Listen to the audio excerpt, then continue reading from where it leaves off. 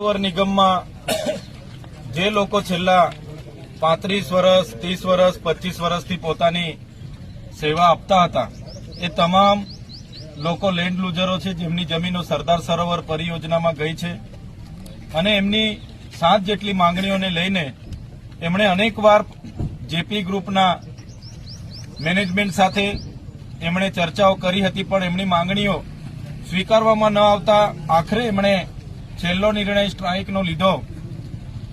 17/1/2026 થી એ લોકો સ્ટ્રાઇક પર બેઠા હતા। તે દિવસે અમે પણ મુલાકાત લીધી હતી અને મેનેજમેન્ટ સાથે વાત કરી હતી। બાદમાં 18 તારીખે પણ અમે આવ્યા હતા અને મેનેજમેન્ટને સાથે રાખીને એનું સુખદ નિરાકરણ આવે એના માટે અમે પ્રયાસો કર્યા। આખો દિવસ 1 બાય 1 વાતોથી ચર્ચાઓ ચાલુ થઈ, પણ જે તે વખતે જેપી ગ્રુપ દ્વારા મુદ્દાઓને નજરઅંદાજ કરવામાં આવ્યો અને આ આંદોલન આગળ ને આગળ વધતું ગયું। ત્યારે આ 182 કર્મચારીઓના આંદોલનને આજે 15 થી પણ વધારે દિવસ ધરણાના થયા હતા અને ગતરોજ એમના આંદોલનના સાથીઓ મને મળ્યા અને ફરી આજે પણ એ જ મુદ્દાઓને લઈને એ મેનેજમેન્ટ સાથે અમે બેઠા।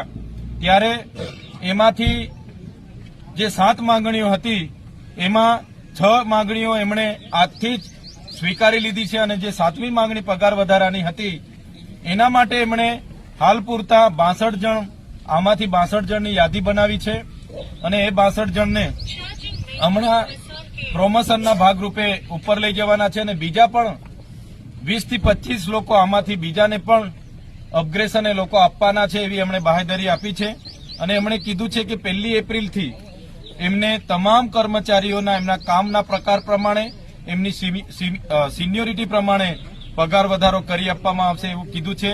સાથે જેપી કંપનીએ એમના લેટર હેડ પર સરદાર સરોવર નિગમ સાથે રહીને એની લેખિત બાહેધરી પણ આપી છે। ત્યારે આ આંદોલનને અમે સુખદ એનું નિરાકરણ માનીએ છીએ અને જેટલા દિવસ પણ આ લોકો ધરણા પર હતા અમે મેનેજમેન્ટને વિનંતી કરી છે દિવસનો પણ આમનો પગાર નહીં કપાય, એ પગાર પણ મોડો વેલો આમનામાં જમા કરવાની એમણે ખાતરી આપી છે।